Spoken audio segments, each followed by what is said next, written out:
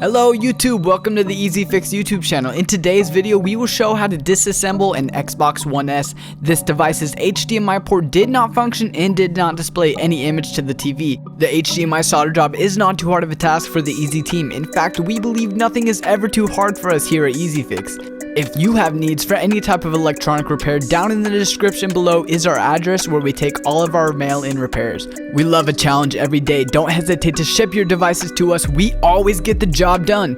If you're new to the channel, don't hesitate to subscribe to Easy Fix and ring that notification bell as we upload great content for our viewers at a very wide variety of electronic repair videos multiple times a week. Also, don't hesitate to slap that like button, as you always know it helps us out to create more videos just like this one. This is Ethan with the Easy team. Stay safe and enjoy the video.